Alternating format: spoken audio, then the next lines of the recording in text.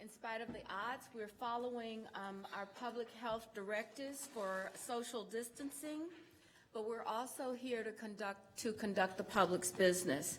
So I call the March 16th meeting of the City Council to order, and I'd like to have introductions so that everyone will know who's in the room.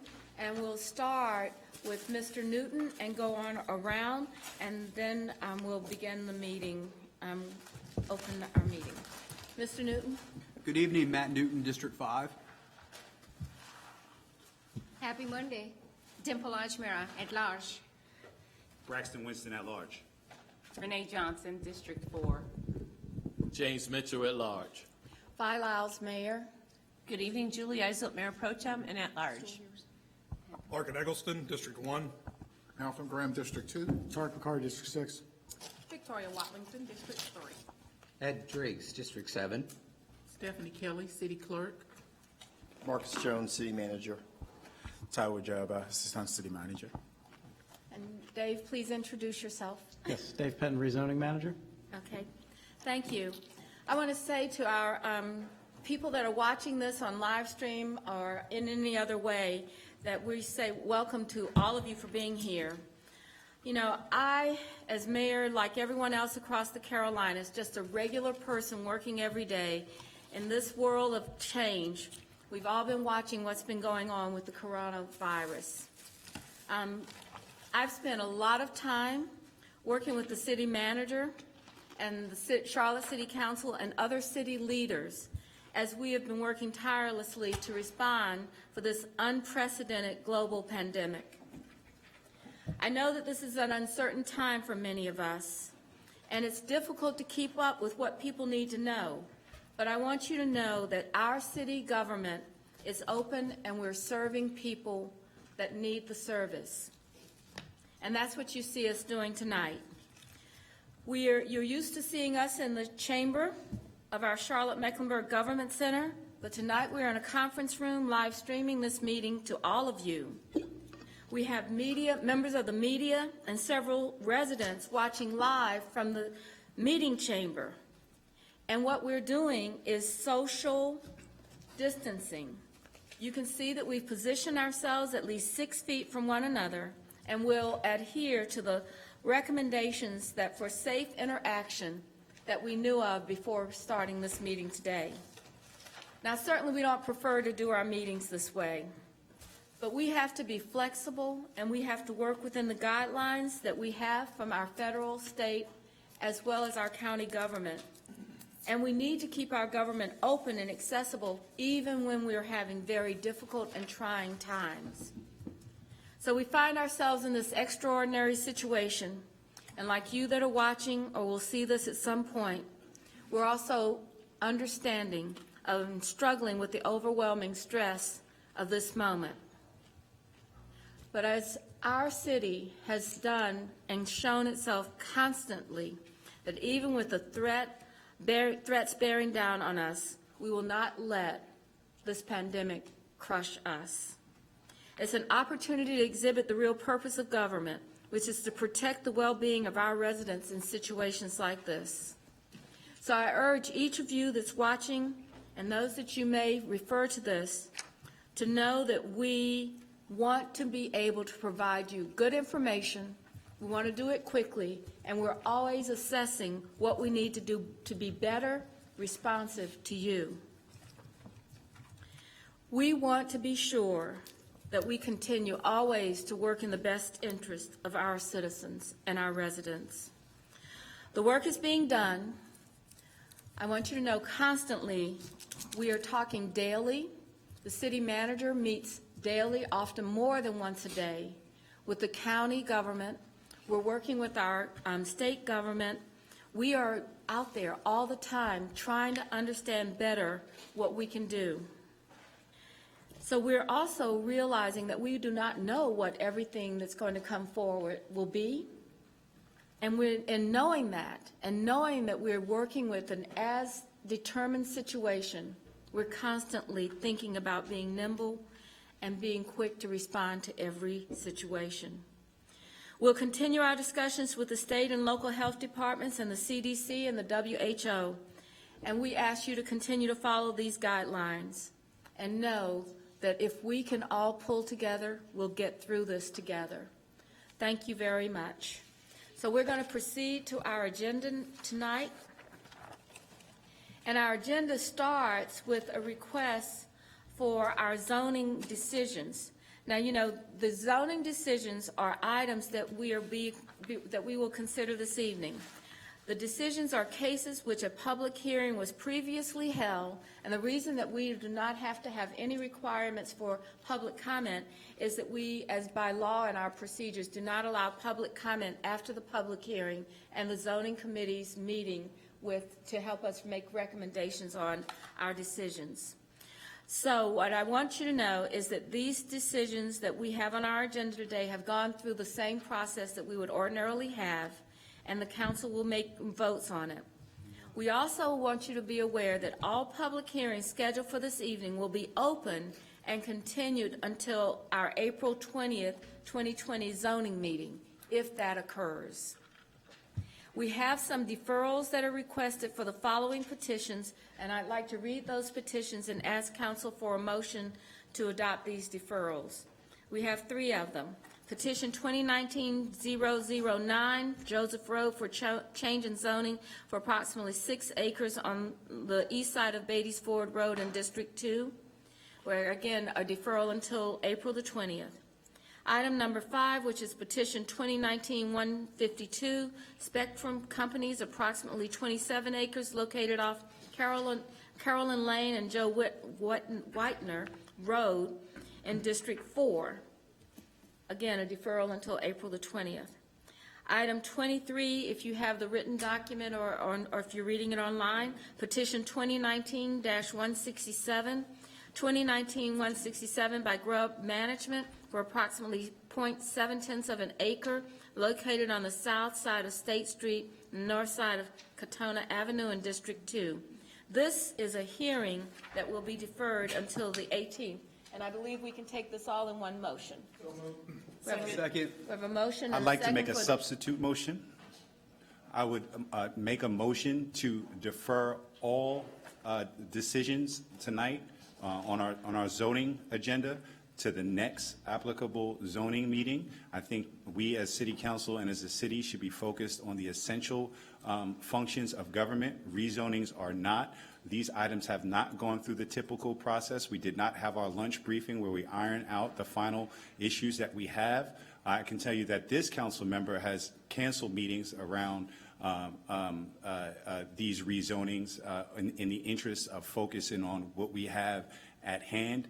And we set a bad example if we finalize these rezonings to tell folks that they should go about their business as usual of trying to get permits tomorrow to push along the development process and possibly start new projects where we are literally telling people to do the opposite and socially separate. So I've made the substitute motion again to defer all of these items until the next zoning meeting.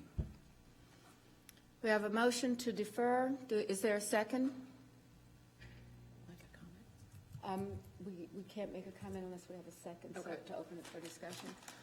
Hearing no second, then without a second, we'll go to the request for the motion for the deferral of the two petitions for change in zonings for the April 20th and one for a hearing, 2 decisions for April 20th and one for the hearing on May the 18th. Do I have a motion for those deferrals?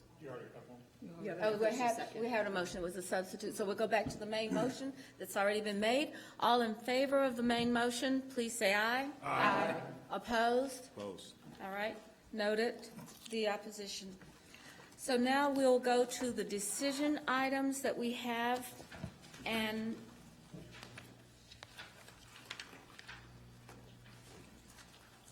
so we know that on each of the decisions that we have, that we've already had the zoning committee vote that occurred, and council is it's required to determine. I'm not sure that this is correct anymore. It says 3/4, so.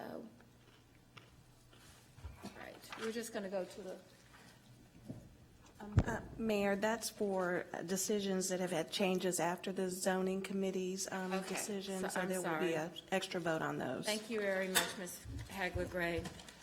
All right, so let's go to the first petition, which is item number 6, a petition 2018-114 by Seahawk Partner Holding for approximately 1.7878 tenths of an acre located on the east side of Thomas Avenue. It's in District 1. Its current recommended zoning is neighborhood services. The zoning committee and the staff recommend approval, and this is a decision, but we do have to vote before this, that there has been a change since the zoning committee had a meeting and a vote on this, and so it's the. Motion not to send back. Second. Do we need to read this in the record? Yes, I ma'am. need to read it into the record. The change in the zoning petition is for petition 2018-114. The site plan was amended to state the following: commit to a 30-foot building height. The staff believes the changes are minor and do not warrant going back to the zoning committee. So we have a motion and a Motion second. to not send back. Not to send back, and a second. All in favor of not sending it back, please say aye. Aye. Any opposed? Opposed. Mr. Winston is opposed. So now we'll go to the decision. Is there a, let me see if I can remember. I should know this by heart. Is there a motion to adopt the zoning committee statement of consistency as it appears in our agenda and approve the petition? Motion to adopt and approve. Second. We have a motion and a second. Any discussion? Hearing no discussion, all in favor of the petition's approval, please say aye. Aye. All right, thank you. Opposed. Mr. Newton is opposed. Oh, no. I mean, I Mr. was for- Winston is opposed. Sorry, Mr. Newton, I didn't mean to get the two of you confused. It's the distance. It It's happens. social distancing for me. All right, the next item is agenda item number 7. It's a zoning decision for 2019-069 by Harrison Tucker for approximately 9/10 of an acre on the west side of East 36th Street.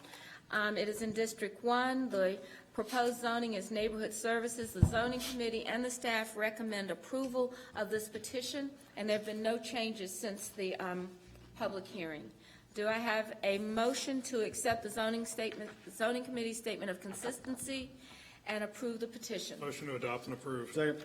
We have a motion to adopt and approve. Any discussion? Hearing none, all in favor of the petition, please say aye. Aye. Anyone opposed? Opposed. All right. The next item is agenda item number 8. It's rezoning petition 2019-141, and it has had a change, and so we will have to make a decision on whether or not the changes are minor or more restrictive. The staff recommends that those changes are characterized as minor or more restrictive. Motion to So- not send back. Moved not to send back, I need to read into the record. The amendment to the site plan and notes state the following: reduces the number of units from 4 to 3, changes the unit type to 3 single-family detached lots, and removes the note related to contribution for traffic calming. So we have a motion not to send back and a second. All in favor of not sending it back, please say aye. Aye. Any opposed? Opposed. Mr. Winston. And so now we'll go to the petition.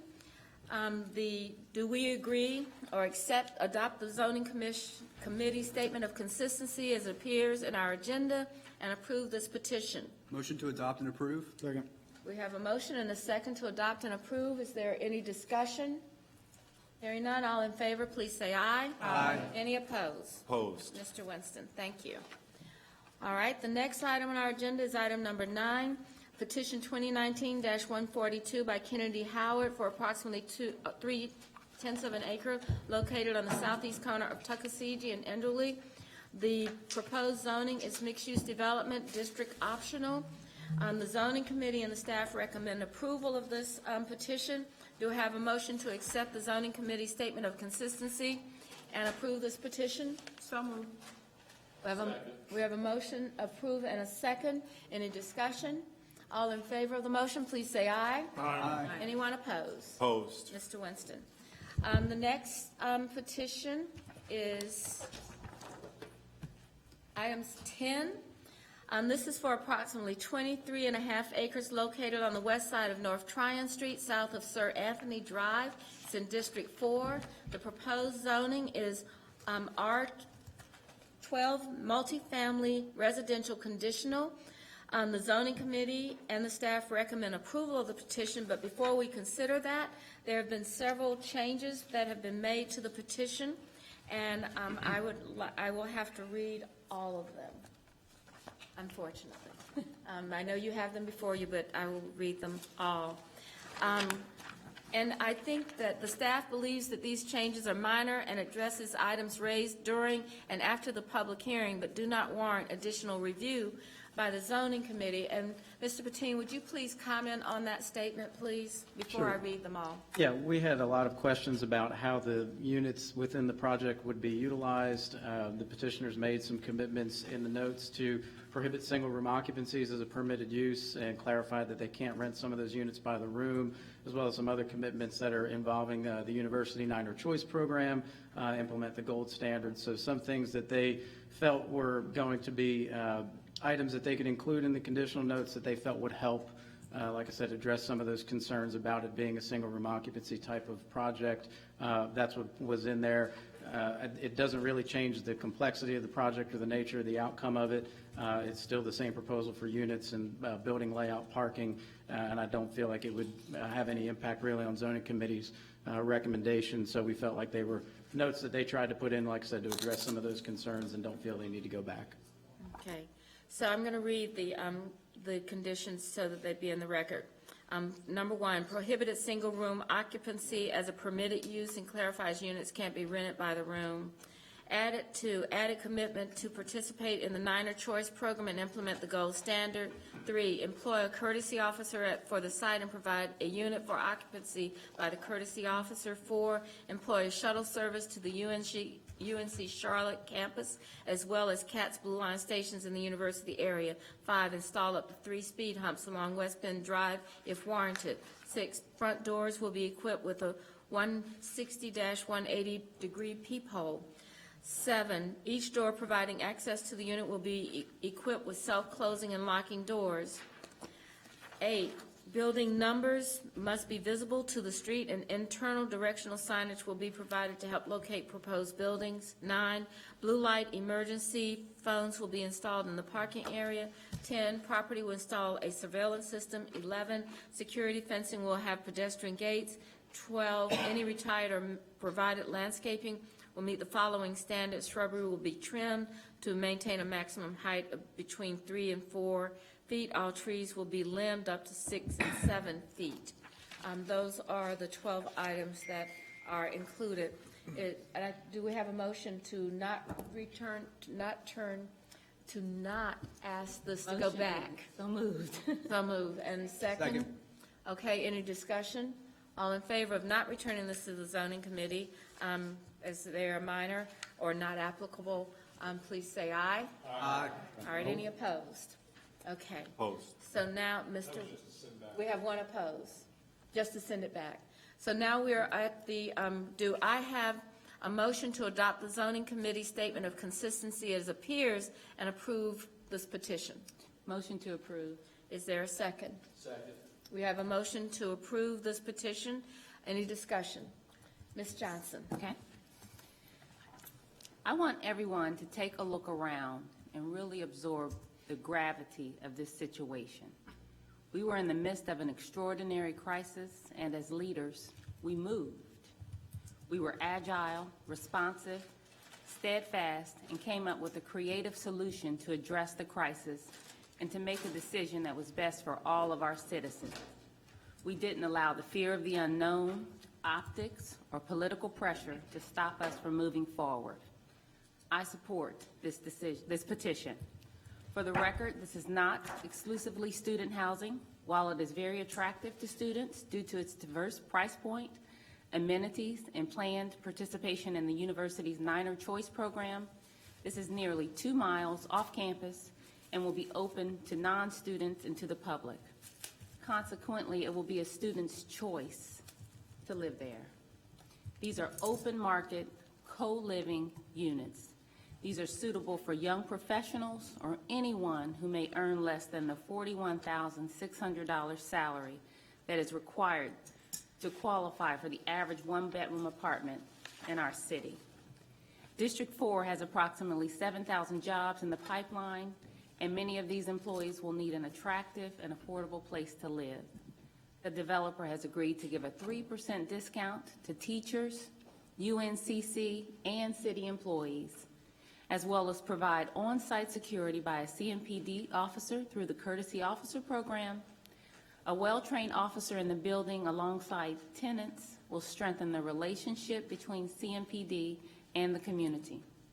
Lastly, the developer has agreed to provide shuttle service to the light rail so that individuals will have access to mass transportation. This will reduce traffic and carbon emissions in our area. With lower rents and extra disposable income, this will enable upward mobility for many residents. I see this as a creative, co-living solution that we need more of in every district. This is a solution that is being adopted by many large cities, and it addresses many of Charlotte's priorities, including workforce housing, upward mobility, traffic, transportation, environmental, safety, and community policing. The developer has worked to address all of the university and UCP's concern, and this petition is unanimously recommended by staff and the zoning committee. I realize that two of our largest stakeholders are opposed. However, this development meets the needs of many of our residents who remain my priority. A deficit of 30,000 affordable housing units is an extraordinary crisis. When individuals who work in Charlotte can no longer afford to live here, that's an extraordinary crisis. We have to be as responsive and deliberate in finding creative solutions to address this crisis as we were today. We just spent a half an hour in our press conference talking about our commitment to vulnerable residents. I am honored to be able to advocate for those individuals who have felt left behind for far too long, and to put my money, not my money, but my vote where my mouth is. So I support this petition. Thank you. Thank you, Ms. Johnson. Mayor Pro Tem? Thank you, Madam Mayor. I want to first start by thanking the district representative, Ms. Johnson, for her outreach to all of us and helping to, well, I don't know if you did to all of us, but to me you did, so, and I appreciate that you did in explaining your rationale for supporting this. And as I shared with you, and I just wanted to say why I'm not going to be supporting this, probably has more to do with history of working with the university and having gone through some incidents where student safety was compromised. And so I take that very seriously when I look at a project. I think this is a great product. I really do. I'm concerned that we're talking about 194 multifamily units in 41 buildings, and that it is all one product. And then the items that they added to it, to me, just sounds like you're marketing to student living. And if it doesn't fit the criteria which the university is telling us for student housing, it makes it more difficult for them to be able to control where students live, especially undergraduates. I think, graduate students, something like that is different. But I do have some concerns because we make land use decisions. We can't tell this developer that you have to maintain that police officer or that you have to maintain that shuttle service. And so for that reason, I do appreciate and I can understand rationale for supporting it, but because of the safety and the concerns for students at the UNCC area, and this just sounds to me, they did market it as student living, and not much has changed in terms of the structure of the building since they are now calling it's not student living. So that would be my reason for not supporting it. All right, Ms. Watlington? Yep, I just want to say that I too appreciate not only the due diligence that Ms. Johnson had, but also some of the stakeholders that reached out. Certainly appreciate the concern of the university for the students. For me, this is about consistency, and just like any student can choose to live in a private residence anywhere in the city that they so desire, I think when we start to make land use decisions based on trying to decide where private residents live, I don't know that that's going to be something that's going to be sustainable and consistent in making decisions. So for me, I appreciate the concern of the university, also the work that the developers have done to quell some of those concerns, but ultimately it is a student or an individual's choice where they live. Also, to add a little balance, I was concerned with some of the emails that I received from residents and in the way that we cast workforce housing, and particularly people in the workforce, what light that they're cast in. I want to make sure that we don't create a narrative where people who are lower income are automatically criminals. And that piece, I feel like, was definitely an underlying theme in this discussion. So I just want to make sure that we recognize that we represent all citizens, and that it's particularly those in the workforce that need our support. And so I want to make sure that as we go forward, we don't automatically associate criminality with people who are working. Yeah. All right, Mr. Driggs? Thank you, Mayor. I'm not able to support the petition. I had an extended conversation with Councilmember Johnson, and I respect your reasons and your aspiration in terms of pursuing our affordable housing goals. I do also recognize that the staff and the zoning committee looked at this from a land use standpoint and found it to be acceptable. There is a reason, however, that a decision like this comes to full council. There is a reason that it doesn't just go to the zoning committee and the staff, and then on the basis of their decision, it passes. And that reason is for us to look at it from the standpoint of public interest. And so I'm also very mindful of who the people are who raise these objections. In fact, I'm disappointed, frankly, that members of this council are inclined to proceed with this decision in the face of strenuous objections from UNCC and UCP. Their main issue, as they've made clear to us, is safety.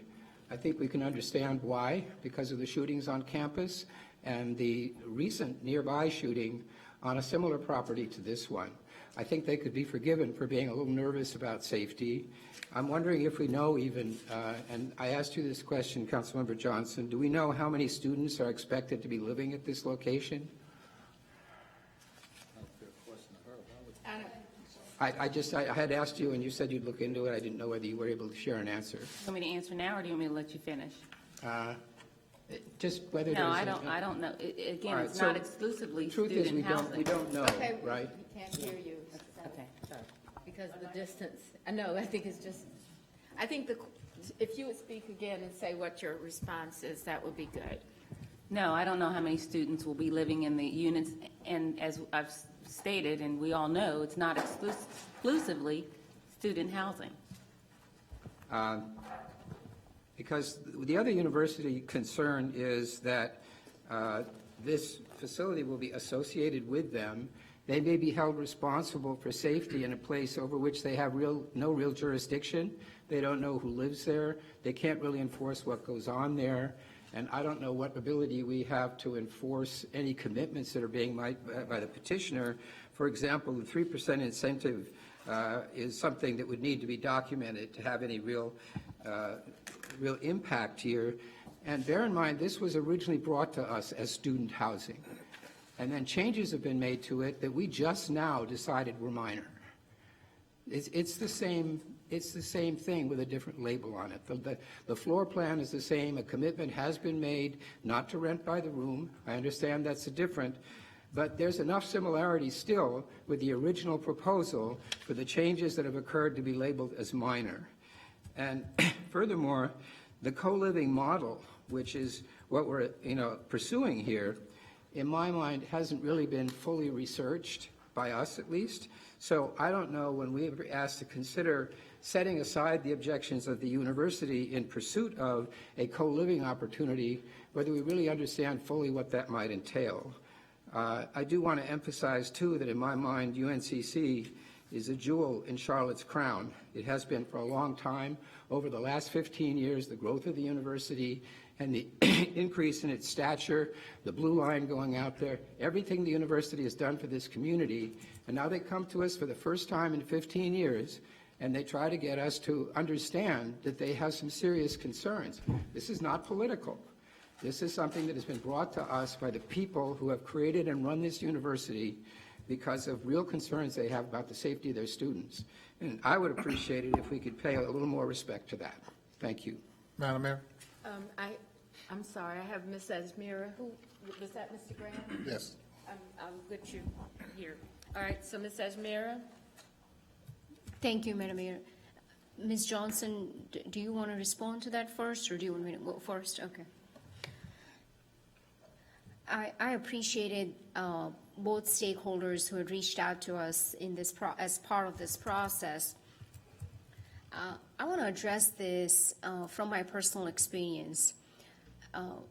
I was recruited to Charlotte in 2011, and I had lived in this type of development where you have roommates, and I appreciate the need that we are seeing right now, and we are having a development that will address that need. This development is not for students only. It is for anyone, whether you are a student, whether you are a young professional who cannot afford to rent $1,200 or $1,300 in rent, or it's for those who are elders.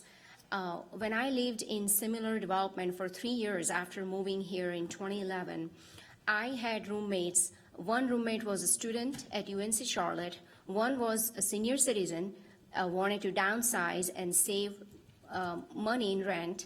And one was a young professional, and there was me, who was also a young professional. So I go on to share this experience because I see there is a fear of unknown where what's going to happen to those who live in this community when it comes to safety. I can only speak from my experience that there is a dire need for those that require this kind of space to, because it's more cost effective. And we need to address that need. I respect the concerns that have been raised by university and university city partners, but we have to make the decision that is based not on fear, but based on courage to address the needs of our larger community. And I will be supporting this petition because I have lived in this kind of development first when I moved to Charlotte. And there is an increasing need for this kind of development, especially in areas such as university, where it's close to Research Park, where a lot of young professionals work. It's close to the university, and there is also a larger community. So, thank you. All right, Ms. Johnson? I'm going to go to Mr. Graham first because he hasn't spoken. Mr. Graham? Thank you, Madam Mayor. I live in University City when there was no gas stations over there, some 25 years. As a council member, I started University City Partners in terms of working with the corporations over there to tax themselves to form the organization, and I was represented the university as a council member and the state senator for 15 years. And so I know there's a lot of respect there for the university and the chancellor and Betty. I call her Betty because we're really close friends, right? So, but one of the hardest thing to do is tell your friends no. And unfortunately, I have to tell them no and say yes to this petition. I took the job seriously that the mayor gave me as chairman of the Great Neighborhoods Committee, and really trying to understand the affordable housing crisis that we're in, from homelessness all the way to home ownership, and trying to see what we can do to advance that. And Mrs. Weidman probably is tired of me calling her every other day about something I read on the internet about what we can do to help solve the problem here locally. And I think this is part of the solution, right? Certainly, the shooting on campus has nothing to do with this petition, right? It doesn't. There is a element of crime over there where all these apartments are closely congested together, right? And this one is miles away from the university, so I think that's a plus. And it's a plus that it offers an avenue for young adults, recent college graduates, to transition to our community by living there, and then within a year, they generally move out to a full-fledged apartment or with a roommate. So I understand the concerns that the university has. I respect that. I also acknowledge what Victoria, Councilmember Wallington, said earlier in some of the emails, and the content of the descriptions by some of the advocates really offended me. It really did. Because I know the type of people that live in University City. They're hardworking, middle-class folks that are care about their community, care about their community safety, care about the growth of the university, care about establishing University City as a tremendous edge city, with the university itself being its anchored. So I will be supporting the petition, and I encourage others to do the same. Ms. Johnson? As the university district rep, it's really hard for me to go against the university and UCP's recommendation. You know, I hope to work very closely with them. I'm an honorary member of the UCP board. I respect and want to protect the university's reputation. On a personal note, my daughter lived in this type of co-living or student housing in Ohio. And if I had, my expectation was that it was student housing. So that's why I was very adamant that we are very clear and very transparent that this is not just student housing. And so, because we can't have a student or a parent expect that it's just student housing, and then you go and you would see someone, you know, who's 60 years old living in them. This is not student housing. We have models like this. Previous council has approved units like this. So the only thing different and new about this is they are expanding the targeting to the general public.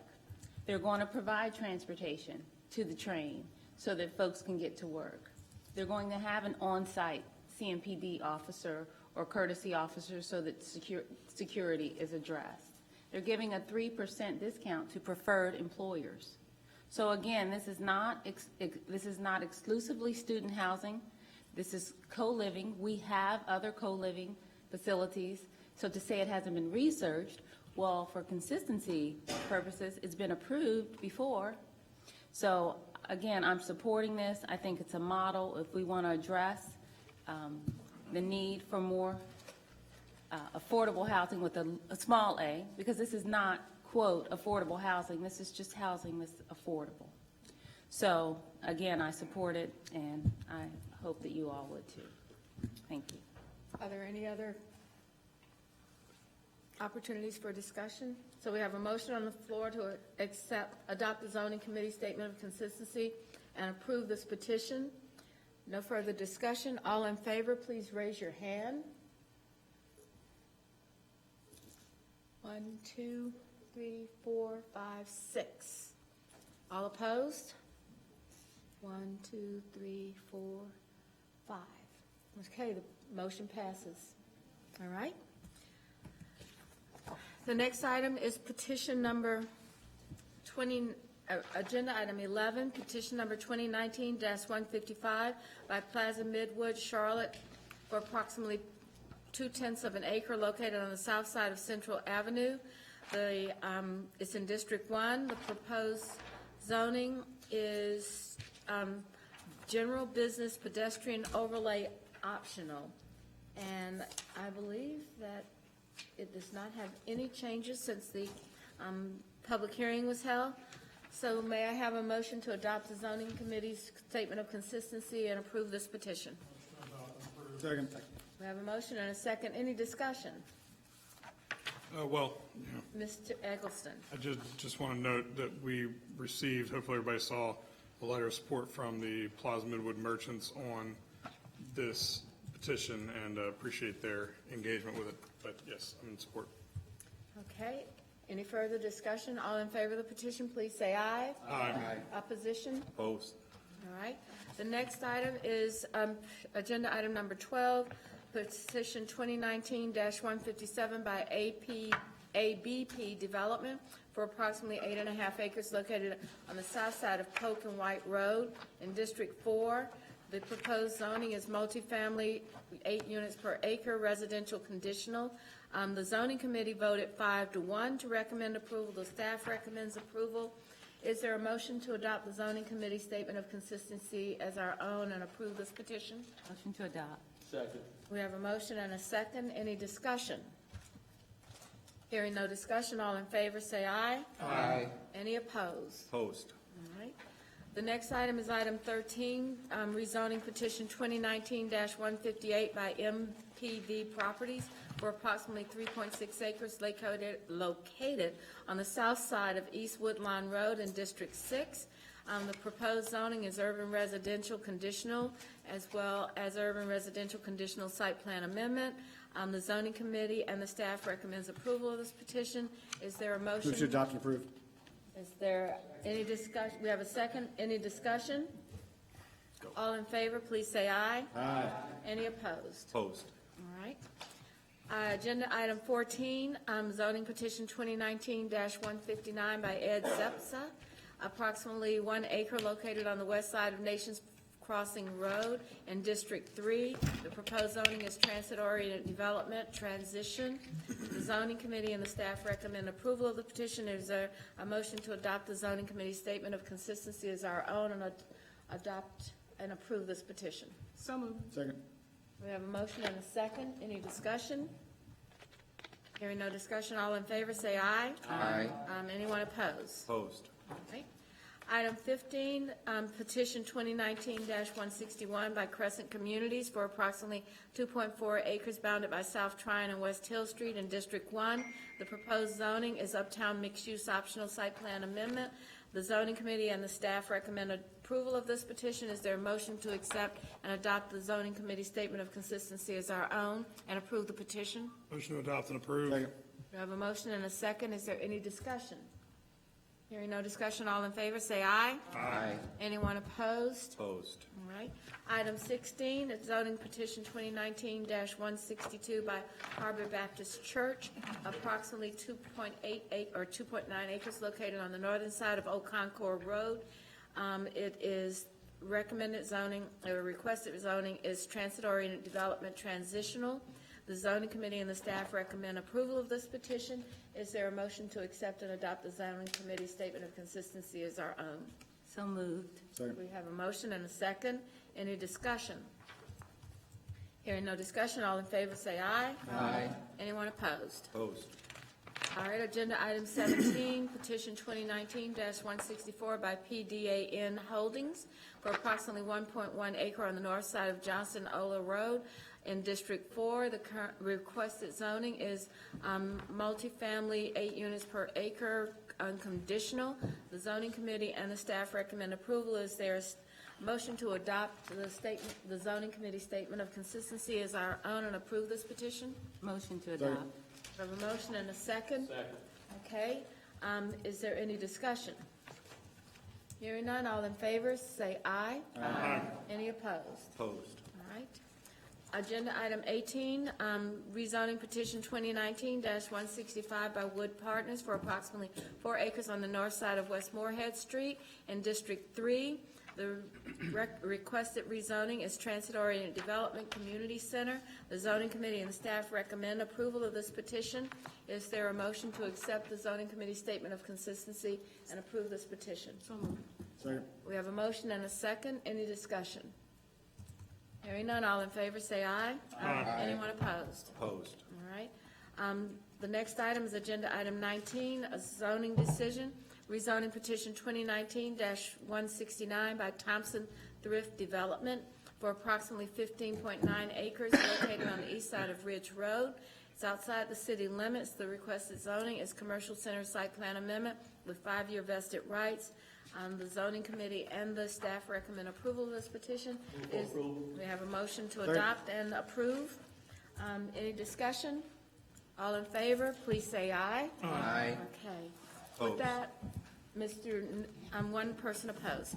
Okay, so the next thing that we have, the manager has looked at our schedule, and knowing that we need to be flexible and nimble as we adjust with the change in how we're gathering and doing social distancing, the manager has looked at what's coming up for the rest of this month and has recommended several items. And I'm going to turn it over to him for the review, and I think that we are being asked to vote on these items tonight. Yes. So Madam, Yeah, I'm sorry. One other item of business, we have to open our public hearings. Oh, I'm sorry. And All right, continue those. Thank you. I'm glad Yep. you're here. I apologize for not getting to that. Okay, so now we will, we need to do this as a part of procedure for advertising and to get to the April 20th. So now we will open the following public hearings, and I will ask the city clerk to read petition numbers for items that were in your document or in your notebook for items 21 through 39, and then we'll come back to the manager. Ms. Clerk, Madam Clerk? Item number 21, petition number 219-111 by Hive Fitness LLC. Item number 22, petition 2019-146 by ALB Architecture, PA. Item 24, petition number 2019-113 by the Charlotte Mecklenburg Hospital Authority. Item number 25, petition number 2019-114 by the Charlotte Mecklenburg Hospital Authority. Item 26, petition number 2019-115 by the Northwood Development LLC. Item number 27, petition number 2019-156 by Parkwood Plaza. Item number 28, petition number 2019-166 by Canopy CLT. Item 29, petition number 2019-168 by Suncrest Real Estate and Land. Item number 30, petition number 2019-171 by Anthony Kuhn. Item number 31, petition 2019-172 by Sharon Academy Properties LLC. Item number 33, petition number 2019-176 by Charlotte Douglas International Airport. Item number 34, petition 2019-178 by DRB Group. Item 35, petition number 2019-181 by Clay Cooper, Soda Cooper Development, INC. I think that's Woodda Cooper Development, INC. Item number 36, petition number 2019-183 by Rhino Partners Coffee, LLC. Item number 37, petition number 2019-184 by Taft Mills Group. Item number 38, petition number 2019-185 by Freedom Communities. And item 39, petition 2020-036 by Charlotte Planning, Design, and Development. I need a motion to continue all of those public hearings read by the clerk, with the exception of item 23, which is deferred to May 18th, 2020, to defer the remaining items to April 20th, 2020.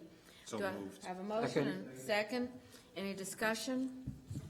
All right, all in favor of the motion to continue those public hearings, please say aye. Aye. Any opposed? Okay. So the next item are the items that were added from the business and consent materials that were sent to you. And now I'll turn it over to the city manager to address those items. Thank you, Mayor and members of council. As the mayor mentioned earlier tonight when she began the meeting, we have a situation that is rapidly changing. And I can tell you the information that we had last Wednesday is very different from the situation that we had 2 days later, the situation that we had over the weekend, and even today. So what we've done as a team is assumed that things will change more over the course of the next 24, 36, 48 hours. And what we did was examine the agenda for the end of March, this business meeting agenda, and looked at those items just in case that meeting was canceled that are important to the running of government. In other words, if we did not have a meeting next week, which the more and more that we see what's happening, that seems to be closer to the reality, we wanted to make sure that you could give us the tools that we need to continue with government operations. I will tell you that as we have been dealing with this crisis, we have always looked at this first in protecting staff and then providing essential services to the community. And when I speak of essential services, we're really talking about public safety and health. From the beginning of this crisis, we set up our Emergency Operations Center, which is something that's normal. But for us, what's normal is maybe a tornado or a hurricane or something along those lines. This is really a public health crisis, which as a community, this was something different for all of us, not just the city, but the county and our partners. So I want to thank Chief Johnson and Chief Graham for being able to set up the platform for which much of these decisions can be made. We do have an overall structure with a policy group, but in terms of the incident command, that's handled by Gibby Harris, who is the health director, and we are taking our direction from her as a community. So what we have tonight are really, I would call this 3 sections for this agenda, and I really appreciate that you would allow us to put this before you tonight. We have been going through our crisis communication protocol, so that is why you have daily calls from your ACMs. I would say that's one of the most important calls that you will get during the day. They provide you with updates from the meetings that are occurring with the policy group and with the EOC.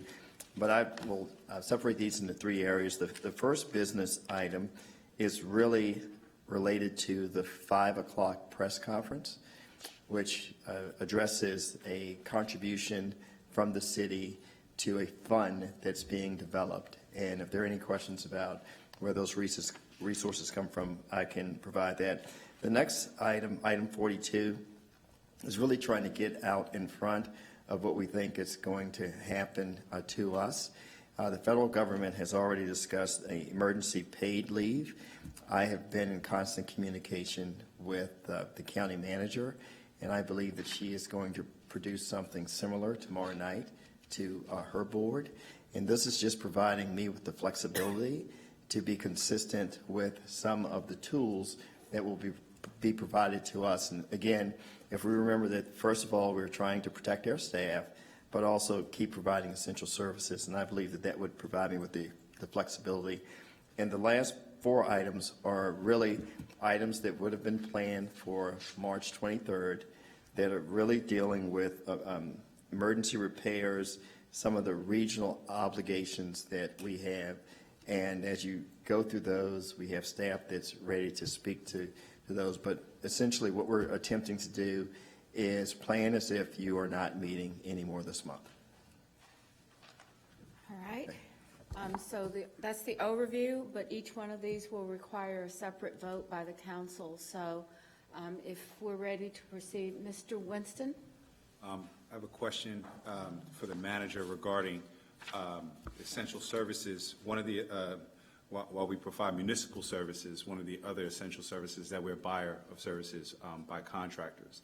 And being that I definitely am for our emergency paid leave action that we have today, but just looking forward at some of the traditional contracts that might be coming up, not just this month, but however forward-looking, are we able to do something where we are making some alternate arrangements with those contractors so that we are able to provide payment so that they may be able to provide wages to their workers as opposed to them just losing out completely and totally? So, Councilmember Winston, I'll try to answer your question. On the first piece, do we look further out? Absolutely. We have a 30, 60, 90-day planning tool. So what we attempted to do, what is, I guess, we have more clarity, are those things that would have been brought to you next week. So that had been a good deal of vetting with those. In terms of what we would do potentially with contractors who have employees. We don't have a solution for that right now, but that's some of the things that we are talking about, is how do we, one, continue to protect our employees, two, keep essential government services running, but also what's occurring to not only, let's say, those contractors, but as we go down this pathway months down the road, what's the impact on our MWSBE goals and what we can do in order to meet those goals. And I think that's one of the reasons why some of the different collaborations are occurring right now, like what you did earlier today, to see that we can continue to keep our economy going, given the unprecedented time we have right now.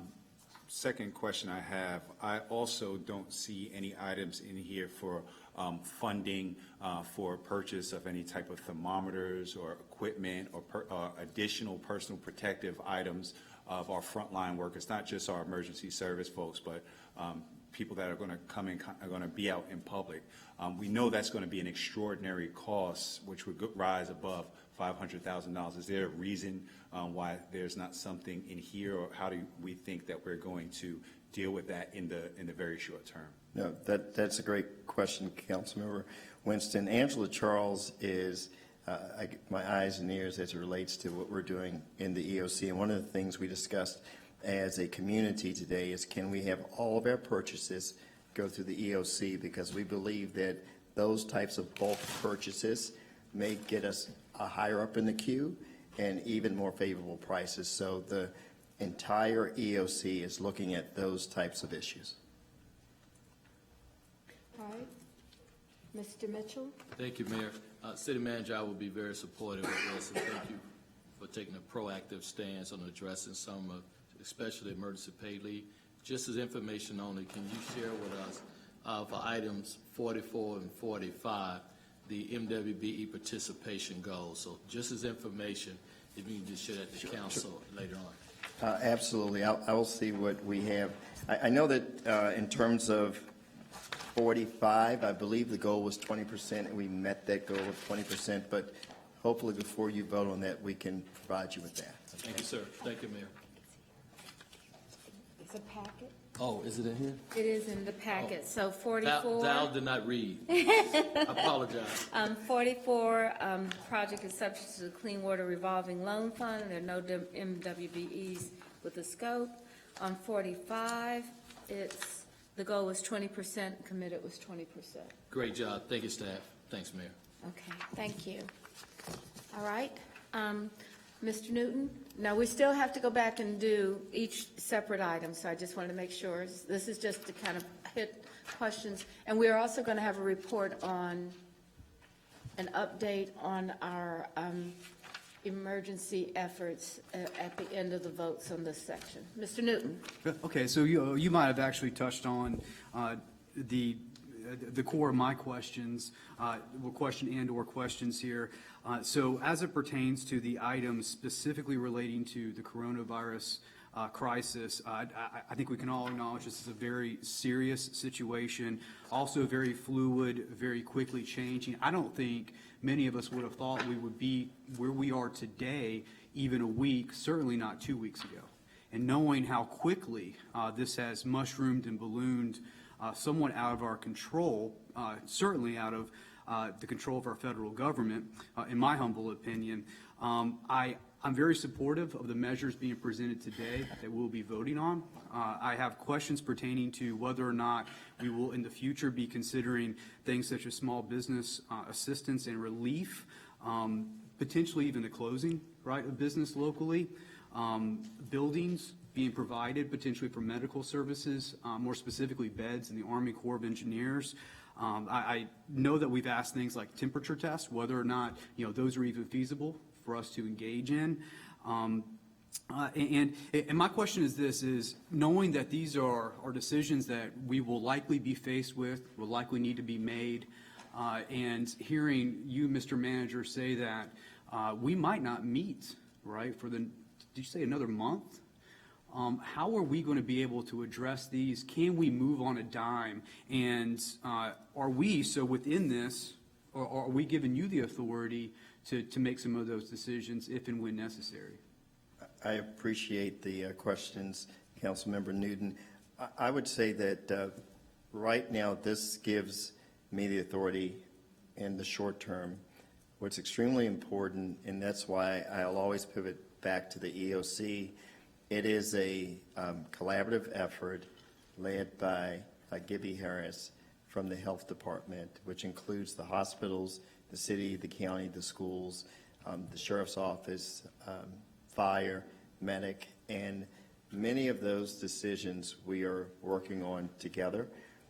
I will tell you that I have been in conversations with the superintendent and the county manager. I believe the next step for us is to close the city-owned buildings to the public, because what we're trying to do in the city is it's a three-prong approach. When we start to think about operations, and Mayor, maybe I'm getting out too much further in terms of what will come at the end, but I think it'll help with some of the questions. With operations, we are looking at staggering shifts. So in other words, looking at minimum staffing levels so that we can keep our staff safe and fresh, okay? We're also remote working. That's what we've been doing. If you were in the building today, there were less people in this building today than you've probably seen since you've been on council. We have increased our capacity, doubled our capacity for staff to work from home. And so those are the types of things that we're doing. And if by chance you're actually in the building or buildings for core services, we are practicing social distancing. So in terms of what we think we will see in the next days and weeks, it makes sense to have our employees at home, our employees that are on that front line, keep them safe, but also keep them fresh with minimum staffing levels. And we believe that in the short term, that is what can set us up to keep our employees safe as well as provide services. Now, in each instance, we're looking for technology solutions so that we can still continue to have government function. So from a planning perspective, we spent a great deal of time talking about the one-stop shop, which Ty renamed the CLT Development Center.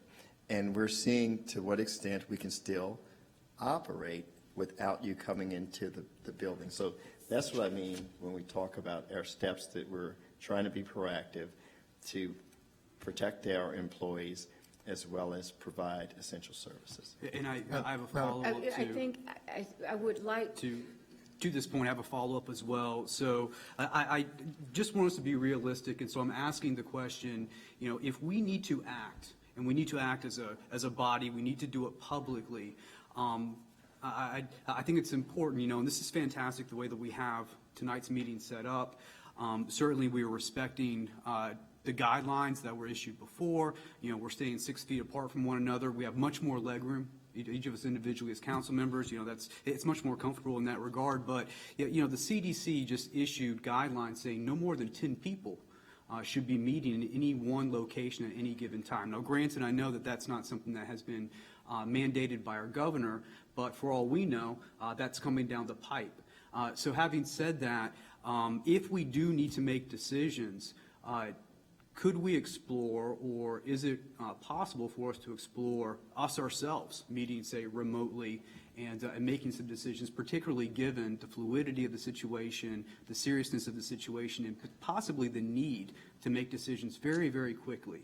And I don't know if you're given kind of the carte blanche authority to do that on your own through this, that we're talking about tonight, nor maybe should you. So where we are right now is that we are exploring those technology solutions. We're making sure that what we do is legal by talking with the city attorney, and we are working not only on what we could do, but we're also working on what type of relief that the state statutes could give to you. and I think the CDC is still at 50. Trump recommended Today it was 10. 10. But he didn't describe the groups, he didn't say, I think what I've been told is the 10 relates to people over the age of 65, which some of us are not. That's not the way, so the way I I don't know what he's understood really meant. it, It's 10 from the CDC, the task force today, and this was during the press, I mean, this was only maybe 3 hours ago. Yeah. Well, like you Well, said, we'll it's- you have to move quickly, so, but I think we are, the manager says we're exploring the remote software for this, but also the guidelines for open meetings laws that have been sent out as well. So, Ms. Ashmira? Thank you, Madam Mayor.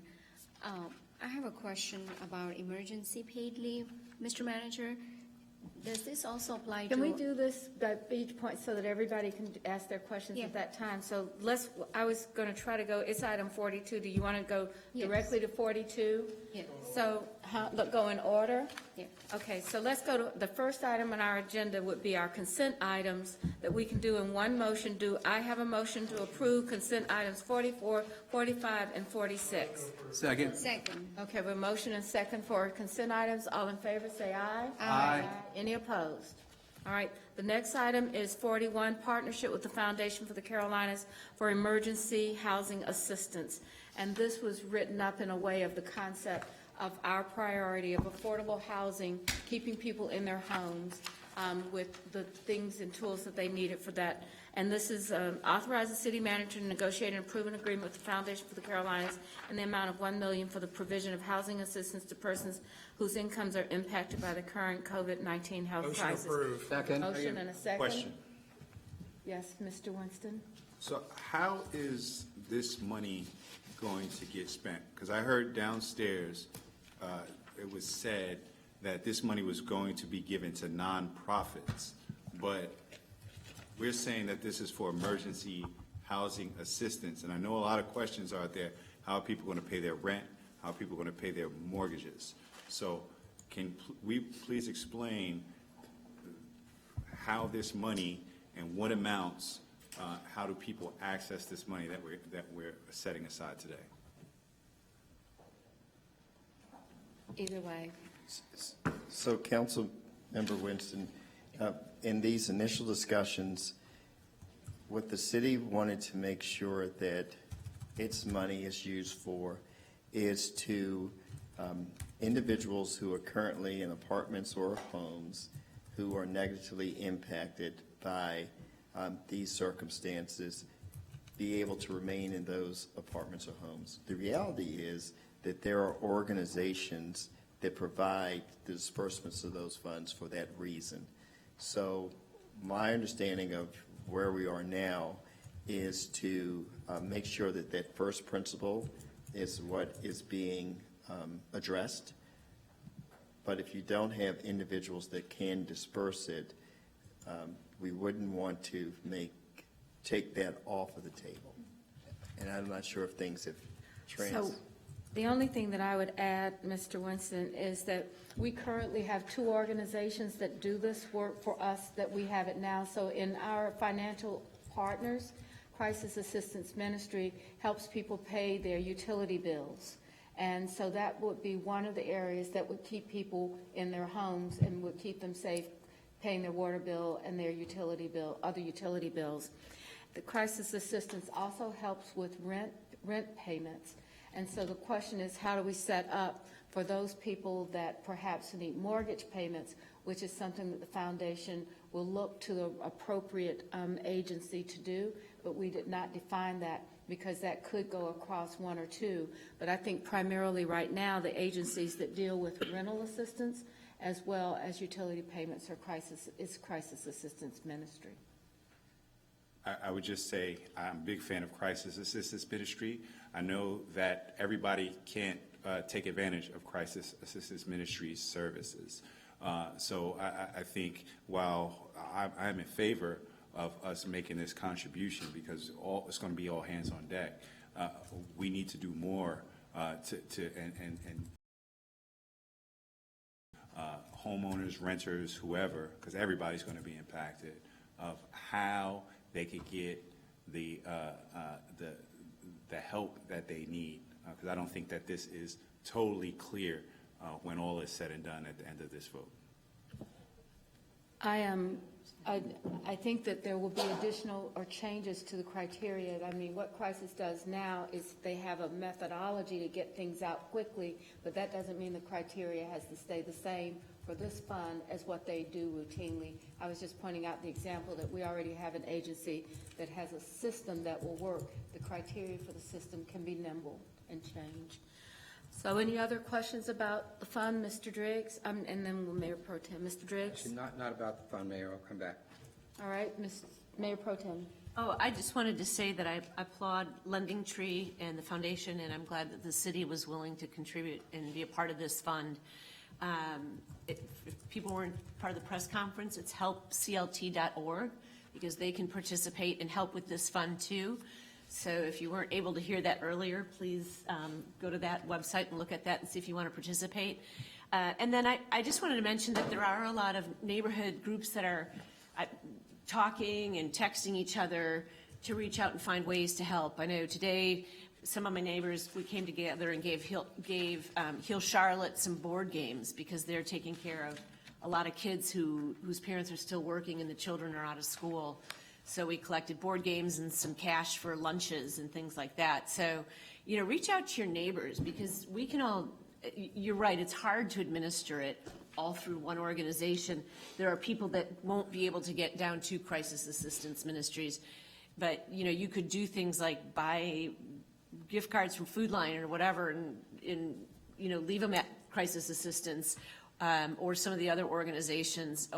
And you know, let's get innovative with our neighbors and see how we can help our fellow residents. All right, Mr. Bakari. Thank you, Madam Mayor. Just, Mr. Manager, I'm wondering if you could just give a second or two on a little bit about the source of the funds, particularly that there is probably never more a needy cause than this, and one that justifies our getting involved. I just want to make sure the community understands how we went about identifying this money in our funds. So yes, Councilmember Bakari, in the FY 2019 budget, you had $1 million that was approved in PAYGO, and you see that on the RCA that's in front of you. But the description was community investment contingency, and the sub-bullets were to provide contingency funding for unforeseen critical needs that may arise. And these funds have not been used. So if you start to think about using funds for the initial purpose, this is very much in line. Thank you. I think it's really important. There, like I said, there isn't a more needy cause where we could get involved.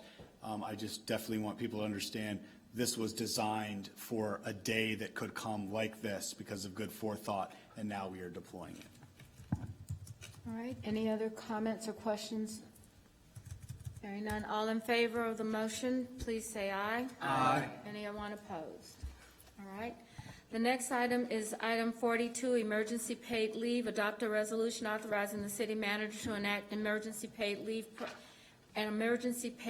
program and to make necessary adjustments to the city's employee leave policies to address the current COVID-19 pandemic. I believe Ms. Ashmira was first, and Ms. Ashmira? Thank you, Madam Mayor. For emergency paid leave, Mr. Manager, does this apply to short-term or hourly workers, or is this only for salaried employees? It would apply to Everyone? Everyone, yes. So short-term as well? Yes. Yeah, thank you. Any other questions? Mr. Winston? In given your explanation of what's going on, and that we're going, you mentioned that we're going to different types of shift workers and drawing back just to essential services. How will our day-to-day actions of our employees, especially our first responders, police, fire, how do we expect that to change? Are they going to be still responding to every 911 call? Are we going to have to prioritize? Are we arresting everybody for every misdemeanor that is going on out there? So Councilmember Winston, as this is evolving on a daily basis. I will tell you that on, I guess it was Sunday in this room, we had all of our department heads together, properly spaced, trying to talk through plans. And when we look at police and fire, and we made some assumptions about how many people would not be at work today based on the school closings, we were pretty much on target with that. I will say that I don't think there was a single issue in terms of people coming to work at fire. Police, I talked to the chief today, they have flexibility within their staffing to address the core provision of public service. That's today. Tomorrow may be different, and the next day may be different, but where we are right now, we believe we have the tools to be flexible between this minimum staffing levels, working from home, and this tool we believe is going to give us more flexibility in terms of what we can do with some of the issues that employees are facing. And it's really somewhat in line with House Resolution 6201, and we're just trying to make sure that if that gets passed, that we have a vehicle in place also to implement. Madam Mayor? Mr. Graham? Thank you. First, I want to thank you for what you're doing. I was on the 15th floor, I guess Wednesday up to now, and you guys are doing a tremendous job in terms of being proactive on a number of fronts. But I just want to kind of just have you answer this question again for the public, in terms of our employees that are public facing, our bus drivers, our transit drivers, how we're sanitizing the buses and the trains, our garbage collectors, who do a great job. They're public facing as well. So as a part of, and we've talked about police, fire, garbage collection, transit, buses, and the airport. So can you kind of talk about that in a universal sense in terms of government still being open for business, and we're taking these safety precautions, and how we are ensuring that those who are working are being protected as they work in terms of, I think you answered already in terms of gloves, but could you just kind of talk to the public one more time? Yes, Councilmember Graham, and thank you. The team has really gelled together. It's not that we hadn't already been gelling together, but it's something about a crisis that sometimes brings out the best in individuals. I will tell you that today we don't see a change in bus services based on the information that we received this weekend, even with a certain decrease in staff that are available. I will tell you that when we talk about the CATs, there are only about 100 employees that are city employees, and that's for STS. The others are part of a contract. Okay, but as we went through that, cleaning the buses daily, understanding what we may lose in terms of staff resources, we feel in the short term being this week, that the bus service would stay the way it is. I will tell you that if something changes dramatically, then we may go to an alternate schedule. There's this, not concept, but there's Title VI, which basically says the different forms of transportation have to be equal. So those are things we have to take into account. I will say that in terms of solid waste, there will be a reduction in services as this continues. I will say that the top priority is picking up trash, and we will do that.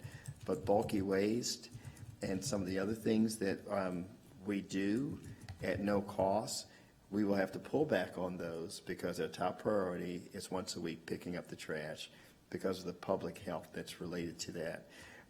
In terms of what we're doing with CDOT, the Department of Transportation, and some of our other operations, Charlotte Water, when we start to think about the social distancing that we are taking into account, as well as having fresh folks ready to be deployed, we are going to pull back on services, but we're not stopping. What we're working on, and I think this is the key, And I'm just so proud of my assistant city managers and my department directors, because now we're trying to find other ways of producing services through other sources. And sometimes when you have situations like this, that ingenuity comes in. But I do want this council to know that our goal is that we're going to look after our employees. It's not an opportunity to downsize government. What we're doing right now is taking care of the team.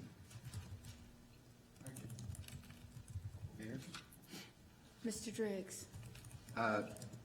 Mr. Manager, I'm very happy to support this authority. At the same time, there are a lot of questions about how it will work in practice. So I hope you will give us updates on what steps you decide to take pursuant to this, and how it's all working, what service levels we are able to maintain, so we can just kind of monitor your implementation of these measures. No, I appreciate that, Mr. Driggs. That's one of the reasons why I have the budget director in the room, the HR director in the room. As we roll this out, words are so important. And how we have different employees that, whether it's operational, administrative, we're taking that into account so that we can make sure that everybody understands they're valued, not with this tool, not just with this tool, but all the other tools we have. So yes, we will update you. Thank you. Thanks. All right, hearing no one else desiring to speak, all in favor of the action for emergency paid leave, please say aye. Aye. Anyone opposed? Okay. All right, so we've done our formal agenda, and we had asked a lot of the questions that each of you, I'm sorry. 43. You're right. Emergency repair of the sanitary sewer line at Stewart Creek. Work is already in progress due to the storm emergency with the storm, and so we need to approve. Move to approve. Continue. Second. Second. All in any discussion? All in favor, say aye. Aye. Thank you very much for reminding me. Okay, Mr. Jones, we talked about what's going on with the pandemic, what's going on with city operations. I think now is a good time for us to address questions. I didn't know if you wanted to do an overview or if you wanted to just take questions. How would you like to do this? Mayor, I think I've addressed it at a high level, so I'm open to any questions that may come up. Okay. All right. Madam Mayor? Mr. Graham and then Mr. Driggs. Yeah, I don't have a question per se, but just want to make maybe give a 90-second comment. There's an old saying that faith without works is dead. Amen. And so this is the time for our community to run to our faith, whatever that may mean for you. And there's a higher being at work, but there's also work to be done as well. And I'm just encouraging the community to get to work, and that work for us is washing our hands, trying not to touch our face,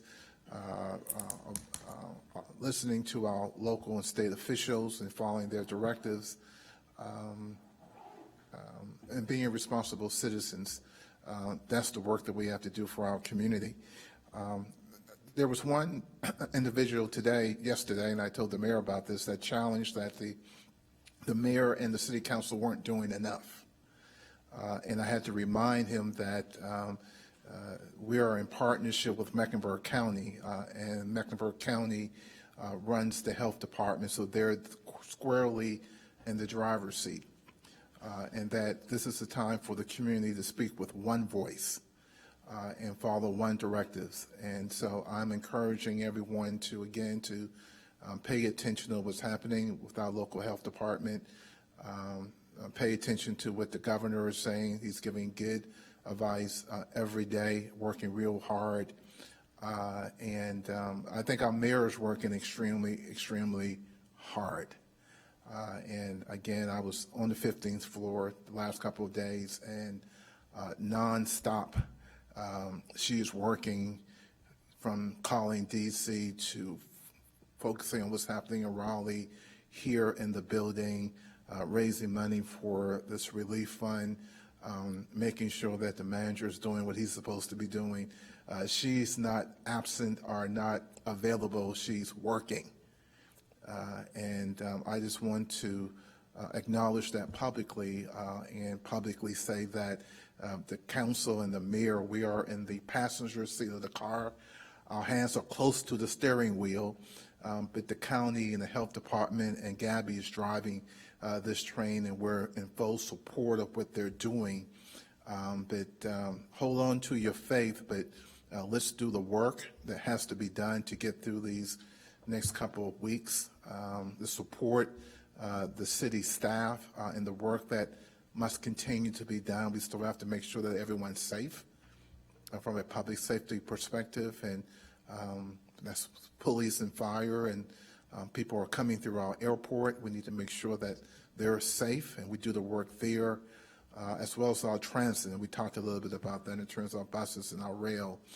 This is the time where we need to demonstrate why we're the Queen City and do the work necessary to get past the next couple of days and weeks and be flexible as possible. So I don't have a question. I just want to acknowledge the work that's being done. The work may look differently tomorrow. It may look a lot different on Thursday. It may be total differently by Saturday or Sunday, because this is a fluid situation. But the government that is most responsive to the citizens is the government that's closest to you. And so please pay attention to what's coming out of the health department here locally, what the governor is saying, and certainly the actions of the mayor and the city council. Thank you, Madam Mayor. Thank you, Mr. Brown. I appreciate that, too. I really do. Mr. Driggs. Thank you, Madam Mayor. I actually had a similar comment. I think the public may find it hard to understand the effort that goes into a lot of what we are doing, because we're in a difficult position. We're trying to maximize public health, maintain service delivery, and at the same time, we're trying to minimize the hardship that is created for our employees and the public as a result of the measures that we have to take. And we're doing this under conditions of uncertainty. As was noted earlier, a couple of weeks ago, our assessment of this was very different. It changes daily. And so I just want everybody to understand the tremendous effort on the part of the staff, our mayor, and all of us to keep abreast of these events and to promote public safety, while at the same time not going straight, for example, to a total house arrest for the whole community, which would create an incredible hardship for parents and for families, and would make it impossible for us to deliver services. So I appreciate the tough decisions you're making, Mayor and Manager, and we support you, and I hope the public does as well. Thank you. Thank you. Mr. Winston? Yes, can we get an update on any potential plans to implement testing or temperature checks on our employees that are working front lines, as well as do we have any plans, or are there any discussions about testing people that are riding our public transportation system, getting on and off our buses and our trains? Is there an update to that right now? Councilmember Winston, you did mention that to me earlier. I'd like to run that through this policy group that we're talking about, that Gibby Harris is the resident expert with that, but I'll do that at our call tomorrow morning. Also, are we making any plans? We know from what's happening all around the world that there will be a need for additional space, additional place to put people both healthy and sick, especially our workers, as we're going to be fighting a war of attrition. Are we doing any work? You mentioned that we would probably be closing buildings to public access on Wednesday. Are we doing any work with identifying what buildings and spaces can be prepared for things like additional people? Also understanding that there is a rush and there will potentially be scarcity amongst items that people need eventually. Are we identifying space where the community can organize responses to that as well? I'm thinking of places like Bojangles Coliseum, our convention center, and things like that. How are we preparing these places that we have for what is to come? Yes, so early on in the discussion, I would say when the EOC opened last week, the county and the health department did discuss the potential for having the need for space. And I don't want to go into more detail because that's a discussion, yes. It's the health department. In that EOC, I understand that if there is the need, for instance, for military assistance through the National Guard, does that will that go through the EOC, or is that something, as has done in the past, in past states of emergency, is that something that has to come through City Council and or the mayor's office? The mayor and the chair of the board of the county commissioners, as well as the mayors from the towns, they signed the emergency declaration this weekend. So that opens up doors for us for certain reimbursements and certain things that we can do, but also through the EOC. That's typically where certain requests for assistance comes through. We also received guidance from the governor over the weekend that we do have the ability to hold public meetings and do our business virtually. I asked for that several days ago. Is there a plan so that we can meet as a body to discuss official business, to meet amongst ourselves and discuss and have public discussions? Are there plans for that? And if so, why would that preclude us meeting as a body at any point in time in the future? Yeah, it would not preclude you if it were legal. So what we're doing right now is we're working on the technology, but also we are working with the city attorney that we don't do something that is not legal. So yes, we're working on it. Anything else, Mr. Winston? I think that's it for now. Okay, thank you. Mr. Newton? So on that point, as we talk about public-private partnerships for space, I do have somebody that I want to, a private owner that I want to relay or refer over to you. I wanted to also ask, so in these conversations with Gibby Harris and the committee, the Health and Human Services Committee, is there a plan for our immigrant community and making sure that whatever committee is communicated to them in a way that they understand, that's culturally sensitive to them as well?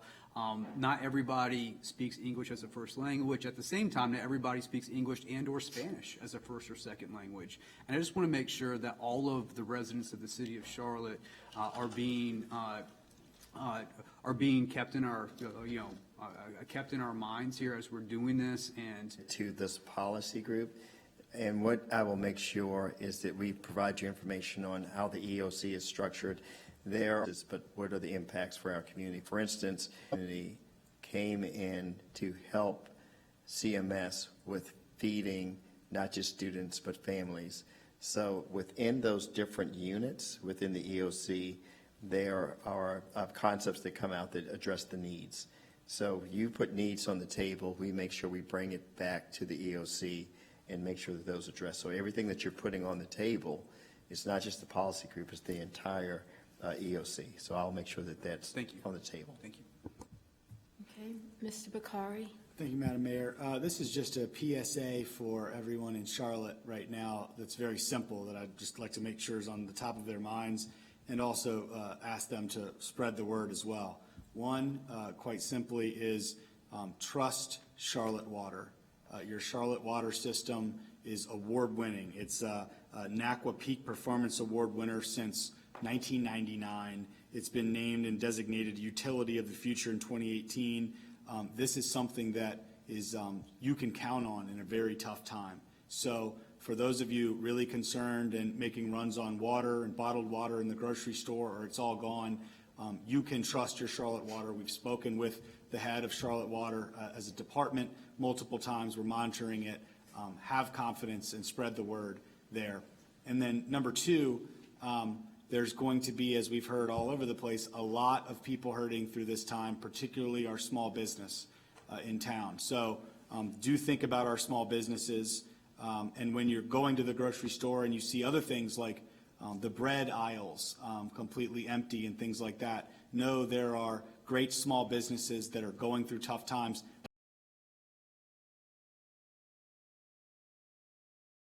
Small businesses through this time find ways of practicing both social distancing and supporting them as well. And I know the community can come together to do that. All right, Mr. Winston? There are a lot of our community members, organizations, both official and unofficial, that are organizing amongst themselves right now. Do we have folks from Housing and Neighborhood Services or Corporate Communications that are paying attention to who is doing what where, in the interest of community safety, making sure that we are suggesting the proper way to go about providing childcare or food, to know that, again, while this is a public health crisis, there is our number one responsibility of public safety. As this thing plays out, people are going to have to find food where resources are at. Are we doing anything internally to kind of take account of what is going on where and reaching out to be proactive to folks that are providing services within our community? So, Councilmember Winston, I'm not sure that the city is doing something along those lines, but I'll go back to Chief Johnson and see what we have in terms of information from the EOC that would address your concerns. Councilmember Johnson? I was just going to piggyback off of what Mr. Winston said. Because I know you've been great about sharing resources, and I think each of us have shared things on our Facebook page. But if could be a centralized place where we could share communications, like I think there's a church that's giving free childcare, and different resources, free lunch from CMS. If things are dissected, if the city could get in front of a centralized place where we can share some resources, because there are people that have very extreme needs right now, and so if there would be a way to share that in a centralized place, I think that would be great. That's all. I agree with you, Ms. Johnson. The Emergency Operations Center is designed for that. You put the data in and you share the data with the community. It is the type of data that you want in. And so what I'm hearing tonight is information that could be useful to the communities. And we'll make sure that I bring that to the table tomorrow morning.